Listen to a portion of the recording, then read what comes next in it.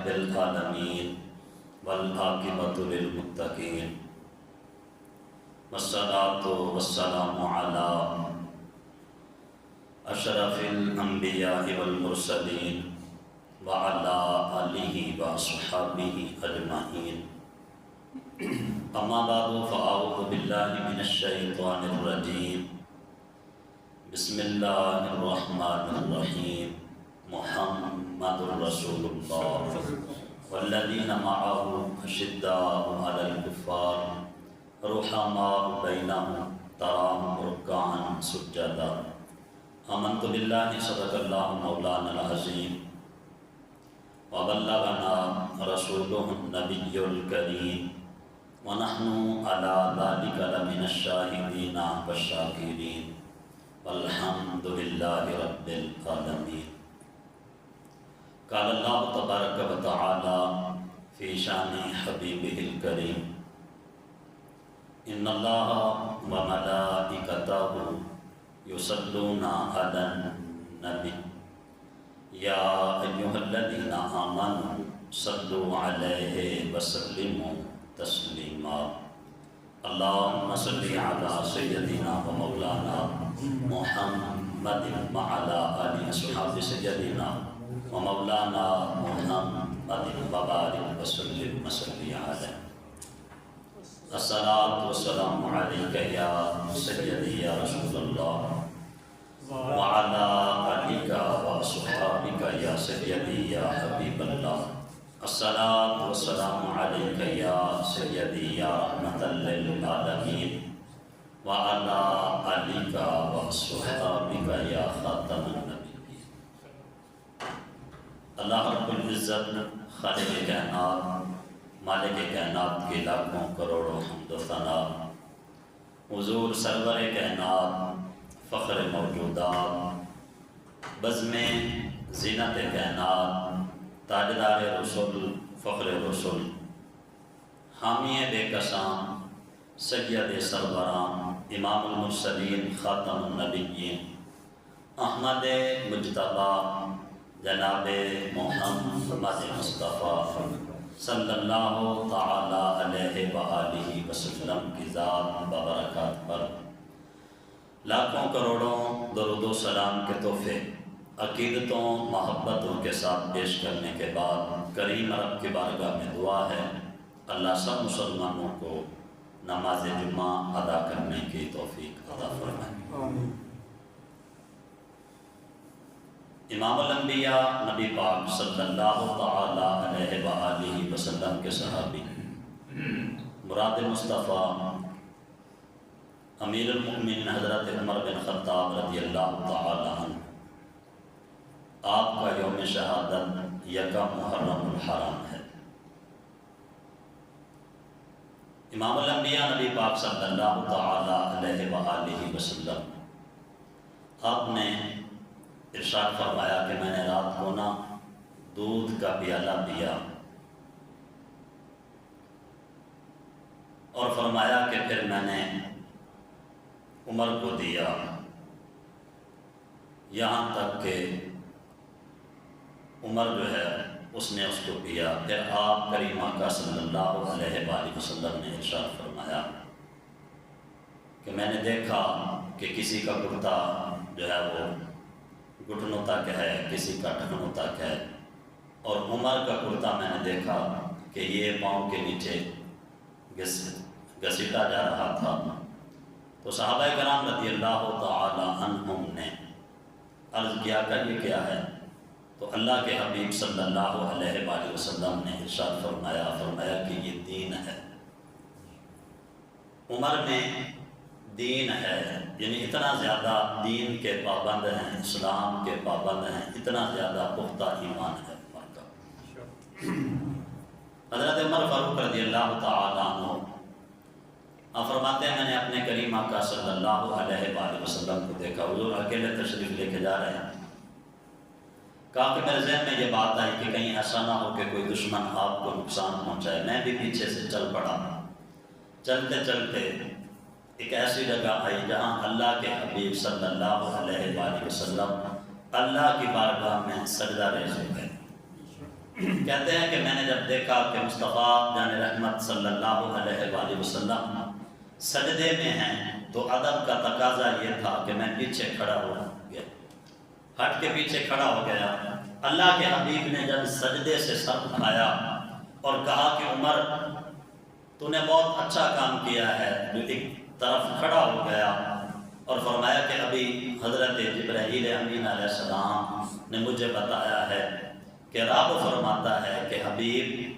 جو آپ کا امتی آپ کی ذات پر ایک مرتبہ درود پڑھے گا اللہ اس بندے پر 10 رحمتوں کا نزول فرمائے گا۔ رسول اللہ صلی اللہ علیہ وآلہ وسلم کی ذات پر ایک مرتبہ درود پڑھنے سے اللہ 10 رحمتوں کا نزول فرماتا ہے۔ جس بندے کے اوپر رب رحمت کا نزول فرمائے تو کتنا خوش نصیب ہے۔ اور یہ خوش نصیبی کب ملتی ہے؟ جب بندہ اپنے حبیب کی ذات پہ درود پڑھتا ہے۔ تو درود پڑھنے والا جس حال میں ہو، جس جگہ پہ ہو، جیسا بھی ہو، مصطفیٰ جان رحمت صلی اللہ علیہ وآلہ وسلم کی ذات پر جب بھی درود پڑھے گا تو یہ ایسا خوش نصیب ہے کہ اللہ اس بندے کے اوپر رحمتوں کا نزول فرمائے گا۔ جناب حضرت عمر فاروق رضی اللہ تعالی عنہ کے ایمان کی شان کیا تھی؟ میرے مصطفیٰ کریم علیہ الصلوۃ والتسلیم آپ اپنے صحابہ کے سامنے بیٹھے ہیں، ایک واقعہ سنا رہے ہیں۔ فرمایا کہ ایک بندہ تھا، اس نے نا اپنا جانور جو گائے ہوتی ہے اس کے اوپر سواری کی اور سواری کر کے اس کو لے کے جا رہا تھا اور بار بار اس کو سوٹے مار رہا تھا، ڈنڈے مار رہا تھا۔ کہا کہ جب اس نے مارا تو اس گائے نے نا اس کی طرف منہ کر کے کہا کہ اللہ کے بندے تمہیں پتہ نہیں ہے کہ ہمیں اس چیز کے لیے نہیں بنایا گیا، ہمیں کھیتی باڑی کے لیے بنایا گیا ہے، تو ہم سے پتہ نہیں کون سا کام لے رہا ہے، ہمیں اس کام کے لیے نہیں بنایا گیا۔ جب یہ الفاظ میرے مصطفیٰ کریم علیہ الصلوۃ والتسلیم نے ادا فرمائے تو صحابہ کرام رضی اللہ تعالی عنہ انہوں نے تعجب کیا، کہنے لگے کہ سبحان اللہ، کیا ایسا ہو سکتا ہے کہ ایک گائیں عربی زبان میں بولے اور اس طرح کی بات کرے؟ تو اللہ کے حبیب صلی اللہ علیہ وآلہ وسلم نے ارشاد فرمایا کہ ایسا ہوتا تو نہیں ہے، لیکن اللہ کی یہ شان ہے، اگر وہ چاہے تو گائے بھی عربی زبان میں بات کر سکتی ہے۔ کہا کہ میں بھی اس بات کے اوپر ایمان لایا ہوں، میرا ابو بکر بھی اس بات کو مانتا ہے، عمر بھی اس بات کو مانتا ہے۔ کہا کہ عمر کا بھی ایمان ہے۔ اور اسی طرح اللہ کے حبیب صلی اللہ علیہ وآلہ وسلم نے ایک اور واقعہ بیان فرمایا کہ ایک بھیڑیا تھا، اس نے نا ریوڑ سے ایک بھیڑ کو اٹھایا اور جو چرواہا تھا اس کے پیچھے بھاگا اور وہ طاقتور تھا، اس نے اس سے چھین لیا۔ بھیڑ کو جب چھینا تو بھیڑیا بولا کہ اللہ کے بندے یہ میرا رزق تھا جو رب نے مجھے دیا، تو نے چھین لیا، جانتا ہے کہ جب ہمارا درندوں کا دن ہوگا تو اس دن تو کیا کرے گا؟ صحابہ کرام رضی اللہ تعالی عنہم انہوں نے تعجب کیا، کہا کہ سبحان اللہ، کیا بھیڑیا بھی عربی زبان میں گفتگو کرتا ہے، بولتا ہے؟ تو اللہ کے حبیب صلی اللہ علیہ وآلہ وسلم نے ارشاد فرمایا کہ ایسا تو نہیں ہوتا کہ بھیڑیا بولے، لیکن ہاں وہ اللہ عظمت اور قدرت والا ہے، وہ جب چاہے تو بھیڑیا بھی عربی زبان میں گفتگو کرتا ہے۔ کہا کہ میں بھی اس بات پر ایمان لایا ہوں، ابو بکر بھی اس بات پر ایمان لایا ہے اور میرا عمر بھی اس بات پر ایمان لایا۔ تو جناب حضرت عمر فاروق رضی اللہ تعالی عنہ وہ باشخصیت افراد میں سے ہیں کہ جن کے ایمان کی تصدیق میرے مصطفیٰ کریم علیہ الصلوۃ والتسلیم نے خود فرمائی۔ اللہ کے قرآن نے جناب حضرت عمر فاروق رضی اللہ تعالی عنہ کے ایمان کی تصدیق فرمائی۔ بڑی عظمتیں ہیں، بڑی شانیں ہیں، بڑا رتبہ ہے، اور آج بھی جناب حضرت عمر فاروق رضی اللہ تعالی عنہ کو سب مانتے ہیں، کوئی مسلم ہے، غیر مسلم ہے، سب ان کے بنائے ہوئے قوانین، ان کی بنائی ہوئی تنظیمیں اور ان کے بنائے ہوئے یہ تمام مشاورات، سب آج بھی بندہ جناب حضرت عمر فاروق رضی اللہ تعالی عنہ نے جو بھی ملک چلانے کے لیے آپ نے شرائط بیان کیے، تنظیمیں بنائیں، اگر آج جناب عمر فاروق رضی اللہ تعالی عنہ کے طرز کے اوپر حکومت کی جائے تو اللہ آج بھی مسلمانوں کو عزتیں، شانیں اور شوکتیں عطا فرمائے۔ لیکن بات یہ ہے نا، کیا وجہ تھی کہ جب بیت المقدس میں حضرت عمر فاروق رضی اللہ تعالی عنہ تشریف لائے، صرف آپ کا وہاں جلوہ فرمانا تھا۔ امیر المومنین حضرت عمر بن خطاب رضی اللہ تعالی عنہ جب بیت المقدس پہنچے تو عیسائیوں نے دور سے دیکھ کر جناب حضرت عمر فاروق رضی اللہ تعالی عنہ کے بیت المقدس حوالے کر دیا۔ کہا کہ اگر آپ کا یہ امیر ہے، جو یہ شخص آ رہا ہے، تو پھر ہمیں لڑنے کی ضرورت ہی نہیں ہے، یہ بیت المقدس تمہارے حوالے ہے۔ اور آج صورتحال کیا ہے کہ مسلمانوں کا اتنا جو ہے وہ جمع غفیر ہونے کے باوجود، مسلمانوں کی ملکیت ہونے کے باوجود بھی آج صورتحال یہ ہے کہ کوئی جو ہے وہ بیت المقدس کی طرف جو ہے رخ نہیں کرتا۔ یہودی بیت المقدس کے اوپر وہ قابض ہیں، ان مظلوم مسلمانوں کے اوپر وہ ظلم کی انتہا کر رہے ہیں۔ ہم اپنے گھروں میں خوش ہیں، اپنے بچوں میں خوش ہیں، کبھی بھی ہمیں یہ خیال نہیں آیا کہ ان کا کیا حال ہے۔ ان کے گھر بار اجڑ گئے، ان کی نسلیں اجڑ گئیں، ان کے بچوں کے اوپر جو ہے وہ بم برسائے گئے، سارا کچھ ہو گیا، اور اب تک ان کے اوپر ظلم جاری ہے، کھانا پینا بند کر دیا، اور ان کی جو بوڑھی ماؤں کے اوپر کتے چھوڑے جاتے ہیں، شکاری کتے۔ اس قدر ظلم کی جو ہے وہ انتہا ہے ان کے اوپر۔ لیکن کوئی عمر بن خطاب جیسا ہوگا تو بولے گا، کوئی ہوگا نا عمر بن خطاب کا غلام جو وہ جرأت کرے، اور بات صرف اتنی ہے، جرأت کی ہے، بہادری کی ہے، اور دل کا جو تقویٰ اور پرہیزگاری اور ایمان ہے، بس اتنی سی بات ہے۔ دل میں آج بھی مسلمان وہ غیرت اپنے دل میں پیدا کریں، جذبہ پیدا کریں، جرأت کریں، اپنی زبان کو ہلائیں، بس اتنی سی بات ہے۔ صرف جذبہ ایمانی جو ہے اس کو اجاگر کریں، غیرت جو ہے اس کو سینے میں پیدا کریں، اپنی زبان کو صرف حرکت دیں، اتنی سی بات ہے۔ جب زبان کو حرکت دیں گے تو یقیناً بیت المقدس بھی آزاد ہو جائے گا، اور وہ مظلوم مسلمان ان سے بھی ظلم جو ہے وہ ہٹا دیا جائے گا۔ جناب حضرت عمر فاروق رضی اللہ تعالیٰ اتنی لمبی چوڑی وسیع ان کی سلطنت تھی، اور انصاف ہی انصاف تھا، امن ہی امن تھا، کوئی کسی کے اوپر کوئی ظلم نہیں کرتا تھا، حتیٰ کہ جانور بھی ایک دوسرے کے اوپر ظلم نہیں کرتے۔ انصاف کا یہ عالم تھا کہ جناب حضرت عمر بن خطاب رضی اللہ تعالی عنہ کے دور میں کسی کے اوپر کوئی ظلم نہیں ہوتا تھا، یہ نہیں دیکھا جاتا تھا کہ بڑا ہے یا چھوٹا ہے۔ اور جناب حضرت عمر فاروق رضی اللہ تعالی عنہ آپ جب بھی کسی کو حاکم یا عہدہ دیتے تھے تو مشورہ کرتے تھے،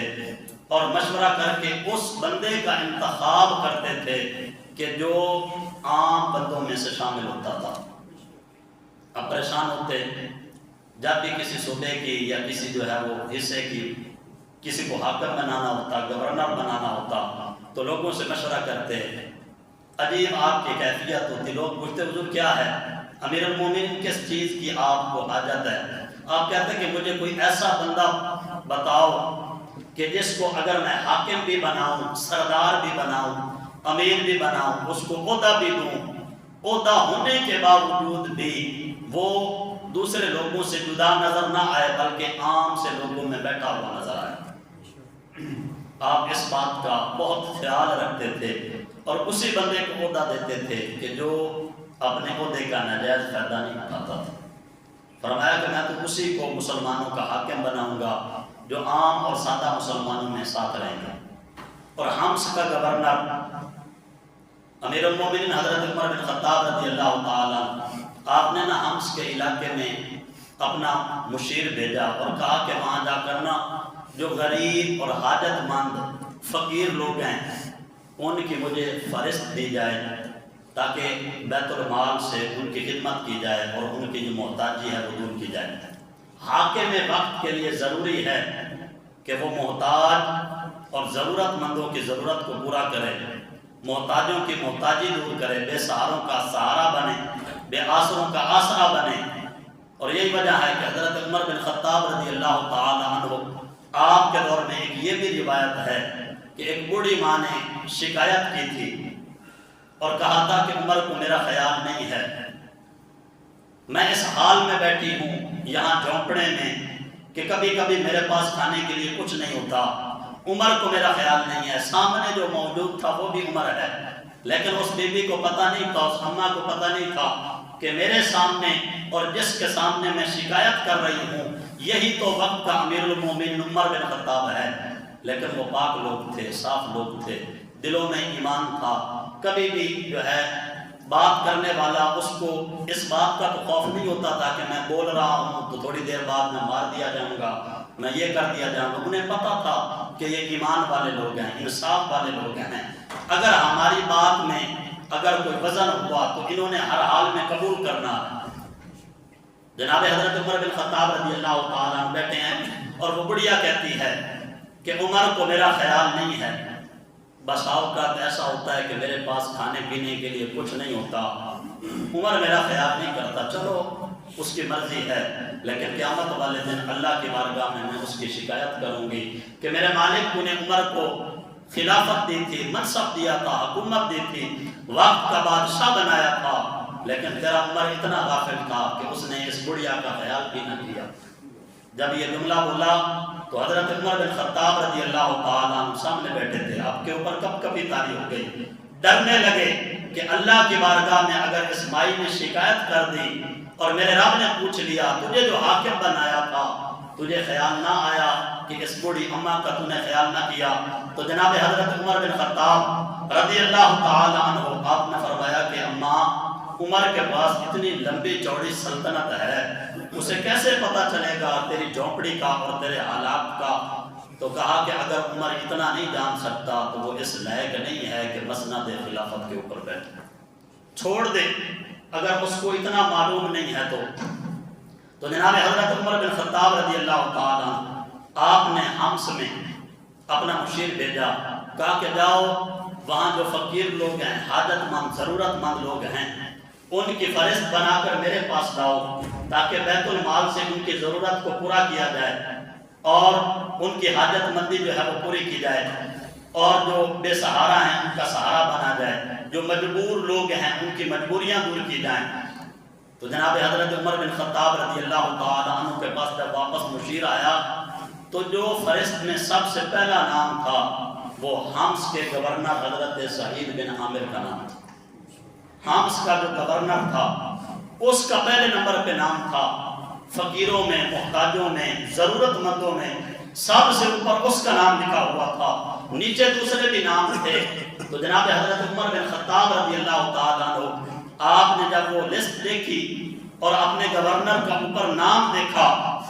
تو آپ حیران ہوئے، کہا کہ ہم تو اس کو ایک معقول اور اچھا وظیفہ دیتے ہیں لیکن پھر بھی ضرورت مندوں میں اس کا پہلا نام آ گیا۔ انہوں نے پوچھا اپنے مشیر سے، کہا کہ ہم ہر سال یا ہر مہینے جو ہے بیت المال سے ان کو وظیفہ دیتے ہیں، تو پھر حاکم کا نمبر پہلے نمبر پہ کیوں ہے محتاجوں میں؟ تو کہا کہ حضرت آپ جو ان کو تنخواہ دیتے ہیں نا، تھوڑا بہت ایک ہی دن کے لیے وہ رکھ لیتے ہیں، باقی ساری کی ساری اللہ کے نام پہ خرچ کر دیتے ہیں۔ انہوں نے اپنے پاس کچھ نہیں رکھا ہوا، سب اللہ کے نام پہ خرچ کر دیتے ہیں، توکل علی اللہ پہ زندگی گزار رہے ہیں۔ اور جب حاکم ایسا ہوگا تو پھر کیوں نہ زمین کے اوپر انصاف ہوگا، پھر کیوں کوئی جو ہے وہ ظالم اٹھ کر کسی غریب کا جو ہے وہ گلا کاٹے گا، پھر کوئی بھی دنیا میں مظلوم نہیں ہوگا اگر حاکم اس طرح کا ہو کہ اپنے پاس کچھ بھی نہ رکھے، سب کچھ اللہ کے راستے پہ قربان کر دے۔ اور جناب حضرت عمر بن خطاب رضی اللہ تعالی عنہ آپ کے پاس حمص کے کچھ لوگ آئے تو آپ نے پوچھا کہ بتاؤ اپنے گورنر کے بارے میں بتاؤ کہ وہ کیسا ہے۔ اور حضرت عمر بن خطاب رضی اللہ تعالی عنہ آپ اکثر یہ فرمایا کرتے تھے، اکثر یہ جملہ بولا کرتے تھے، فرمایا کرتے تھے کہ اگر میرا کوئی مقرر کیا ہوا حاکم، امیر، وزیر اگر کسی کے اوپر ظلم کرتا ہے اور مجھے پتہ چل جائے کہ فلاں حاکم جو ہے وہ غریبوں کے اوپر ظلم کرتا ہے، کسی کا حق مارتا ہے یا کسی کو جو ہے وہ جھڑک دیتا ہے، تو کہا کہ اگر مجھے پتہ ہونے کے باوجود بھی اگر میں اس کی پکڑ نہ کروں تو اس جیسا ظالم میں بھی قیامت والے دن شمار ہو جاؤں گا۔ کہا کہ پھر میں بھی ظالم ہوں، مجھے پتہ بھی ہے کہ فلاں بندہ ظلم کرتا ہے لوگوں کے اوپر، لوگوں کے حقوق کا خیال نہیں کرتا، اگر مجھے پتہ ہونے کے باوجود بھی پھر بھی میں اس کی طرفداری کروں تو پھر تو یہ ایسا ہے کہ جیسے میں خود ظلم کر رہا ہوں، اور قیامت والے دن اللہ کی بارگاہ میں جب کھڑا ہوں گا تو میں ظالم شمار ہوں گا۔ اور ظالم وہ بدبخت ہے کہ قیامت والے دن جب اللہ کی بارگاہ میں کھڑا ہوگا تو رب اس کی طرف نظر رحمت نہیں فرمائے گا، اللہ نظر رحمت نہیں فرمائے گا، اس کی طرف نہیں دیکھا جائے گا۔ تو آپ نے پوچھا ہمس کے لوگوں سے کہ بتاؤ تمہارے گورنر کا کیا حال ہے؟ آپ کی عادت تھی کہ جب بھی کسی کو کہیں پہ بھیجتے تو پھر وہاں جا کر یا اپنا کوئی بندہ بھیج کر وہاں کے حالات پوچھتے کہ یہ جو میرا امیر ہے اس کا لوگوں کے ساتھ معاملہ کیا ہے، کہیں لوگوں کے اوپر ظلم تو نہیں کرتا، کہیں ناجائز فائدہ تو نہیں اٹھاتا۔ آپ کی یہ عادت تھی، اور اگر کوئی اس طرح کا ہوتا تو آپ فوراً اس کو پکڑ کر معزول کر دیتے۔ اور جناب حضرت عمر بن خطاب رضی اللہ تعالیٰ عنہ آپ کی یہ عادت تھی کہ جب بھی آپ کی بارگاہ میں کوئی مجرم پیش ہوتا، حاکم، تو آپ کچھ دن کے لیے اس کے ساتھ بات بھی نہیں کرتے تھے، نہ تو اس کو واپس جانے کی اجازت ہوتی تھی اور نہ اس سے آپ بات کرتے۔ کچھ دنوں کے بعد پھر اپنے سامنے کھڑا کر کے اس سے عہدہ وغیرہ چھین کر اور یہ فرماتے تھے کہ نکل جاؤ اور آج کے بعد مجھے شکل نہیں دکھانی۔ تو جب اس طرح کے معاملات ہوں گے تو پھر انصاف تو ہوگا، پھر عمر اعلان کر سکتا ہے، پھر لوگ جو ہیں وہ خوشحال ہو سکتے ہیں، پھر اسلام عزت والا غالب ہے۔ اور پھر عمر کا دور، جب عمر کا انصاف اس طرح کا ہوگا تو پھر یقیناً عمر کا نام سن کر ہر جگہ پہ کافر کانپیں گے، ڈریں گے، لرزیں گے۔ کیوں؟ اس لیے کہ عمر نے اس طرز سے حکومت کی ہے کہ عمر پہ رب بھی راضی ہے، رب کا رسول بھی راضی ہے۔ پوچھا کہ تمہارا گورنر کیسا ہے؟ انہوں نے کہا باقی تو ٹھیک ہے لیکن 4 باتیں اس کی ایسی ہیں جو ہمیں اچھی نہیں لگتی۔ فرمایا کیا؟ کہا کہ وہ ہمارا گورنر جو ہے نا وہ صبح صبح کچہری نہیں لگاتا، یا صبح صبح اپنے جو ہے وہ جہاں پہ وہ بیٹھتا ہے، اب تو محلات ہیں نا کہ فلاں کا محل ہو گیا جی، فلاں کا محل ہو گیا، پہلے ایسا ہوتا تھا کہ وہیں پہ جو ہے ایک جگہ مختص وہاں پہ آ کے گورنر میں بیٹھا، نہ کوئی محل کا نام و نشان ہے، نہ کوئی دربان ہے، کوئی بھی چیز نہیں ہوتی تھی۔ کہا کہ جس جگہ پہ گورنر میں بیٹھنا ہوتا ہے اور جہاں ہم نے اس کے ساتھ گفتگو کرنی ہوتی ہے تو وہاں صبح صبح نہیں آتا، دن چڑھنے کے بعد آتا ہے۔ کہا کہ ایک بات یہ ہے، اور فرمایا کہ دوسری بات یہ ہے کہ گورنر دن کو تو ملاقات کرتا ہے لیکن رات کو کسی سے ملاقات نہیں کرتا۔ اور کہا کہ ایسا بھی ہے کہ مہینے میں ایک دن ایسا ہوتا ہے کہ وہ کبھی کسی سے نہیں ملتا۔ اور چوتھی ہماری شکایت یہ ہے کہ کبھی کبھی جو ہے اس کو دورہ بھی پڑتا ہے، بے ہوش ہو جاتا ہے، دورہ بھی پڑتا ہے۔ جب یہ 4 شکایات حمص کے گورنر کہ حضرت عمر پاک کی بارگاہ میں یہ شکایت کی گئی تو آپ نے بلایا حضرت عامر بن سعید کو، کہا کہ تمہاری یہ 4 شکایات ہیں، باقی معاملات تیرے بالکل درست ہیں، لیکن کیا وجہ ہے کہ تو صبح صبح لوگوں سے نہیں ملتا، دن چڑھنے کے بعد جاتا ہے؟ تو فرمایا کہ بات یہ ہے کہ میرے گھر میں نہ تو کوئی خادمہ ہے نہ کوئی اولاد ہے، میری زوجہ جو ہے وہ بیمار ہوتی ہے، بیمار ہی رہتی ہے، صبح صبح میں نے اپنے گھر کے سارے کام کاج کرنے ہوتے ہیں، کھانا پکانا، پانی وغیرہ، گھر میں جھاڑو دینا، یہ سارے معاملات گھر کے جتنے بھی کام ہیں میری زوجہ بیمار ہے، میں نے خود کرنے ہوتے ہیں۔ گھر کے کام کاج کرنے کے بعد پھر دن نکل آتا ہے، اس وجہ سے مجھے تھوڑی سی یہ تاخیر ہو جاتی ہے۔ اور کہا کہ رات کے وقت آپ ملاقات کیوں نہیں کرتے؟ تو حضرت عامر بن سعید نے فرمایا کہ میں نے دن کا وقت لوگوں کے لیے رکھا ہے اور رات کا وقت میں نے اپنی غلامی اپنے رب کی بارگاہ میں حاضری کے لیے رکھا ہے، اس لیے رات میں کسی سے ملاقات نہیں کرتا، اپنے کریم رب کی بارگاہ میں سر جھکاتا ہوں اور اپنے رب سے گفتگو کرتا ہوں۔ کہا کہ کیا وجہ ہے کہ مہینے میں 1 مرتبہ آپ کسی سے ملاقات نہیں کرتے؟ سنیں، جب گورنر ایسے ہوں، منصب کے اوپر بیٹھنے والے لوگ ایسے ہوں تو پھر لوگ خوشحال ہوں گے۔ کہا کہ بات یہ ہے کہ میرے پاس صرف ایک ہی کرتا ہے، یہ وقت کا گورنر ہے، حمص کا گورنر، کہتا ہے میرے پاس صرف ایک لباس ہے پورا مہینہ میں وہی پہنتا ہوں اور مہینے میں ایک دن اس کو دھو کر خشک کرتا ہوں، دھونے میں اور خشک کرنے میں ایک دن گزر جاتا ہے، اور میرے پاس اور کوئی لباس نہیں ہے کہ جو میں پہن کر لوگوں کے سامنے آؤں۔ لباس ایک ہے، دھونے اور خشک کرنے میں ایک دن لگ جاتا ہے۔ کہا کہ اسی وجہ سے مہینے میں ایک دن جو ہے میں اپنا لباس دھوتا ہوں، ملاقات نہیں کر سکتا۔ آپ نے فرمایا کہ تمہاری چوتھی شکایت بھی ہے، تمہیں دورہ بھی پڑتا ہے۔ تو حضرت عامر بن شاہید رضی اللہ تعالیٰ عنہ کہتے ہیں کہ امیر المؤمنین بات یہ ہے کہ حضرت خباب رضی اللہ تعالیٰ عنہ کو جب پھانسی دی گئی تھی نا مکہ میں، اس وقت میں مسلمان نہیں تھا، مجھے اسلام کی دولت بعد میں ملی۔ میں نے اپنی آنکھوں سے حضرت خباب کو سولے کے اوپر چڑھتے ہوئے دیکھا تھا، اور وہ منظر بڑا عجیب تھا کہ ایک غلام مصطفیٰ تھا اور ہزاروں کافر تھے۔ کسی نے جو ہے وہ پتھر مارا، کسی نے برچھا مارا، کسی نے نیزہ مارا، کسی نے تلوار ماری، کسی نے کوئی جسم کا عضو کاٹا، کسی نے کوئی عضو کاٹا۔ حضرت خباب کو جو سولی کے اوپر چڑھایا گیا اور ان کے اوپر جو ظلم ہوا اور جس طرح ان کو شہید کیا گیا،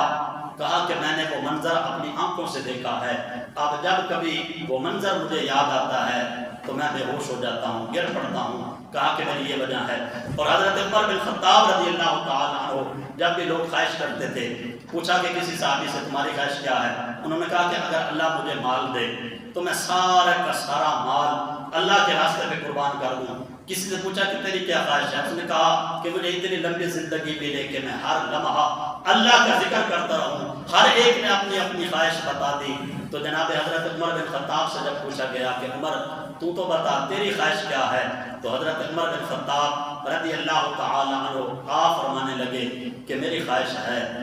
کہ سعید بن عامر جیسا مجھے اور ایک ملے جو میں مسلمانوں کا حاکم بناؤں تاکہ مسلمانوں میں سکون آ جائے۔ تو جب حاکم اس طرح کے ہوں گے تو پھر امن سکون ہوگا، اور جب حاکم جو ہے اسلام سے دور ہوں، قرآن سے دور ہوں، رسول اللہ صلی اللہ علیہ وآلہ وسلم کے فرمان سے دور ہوں، تو پھر کسی صورت میں بھی امن اور خوشحالی نہیں آ سکتی۔ ہم حضرات جو ہیں بسا اوقات یہ کہہ دیتے ہیں جی فلاں بندہ جو ہے یہ کام کر جائے گا، یہ سنوار جائے گا،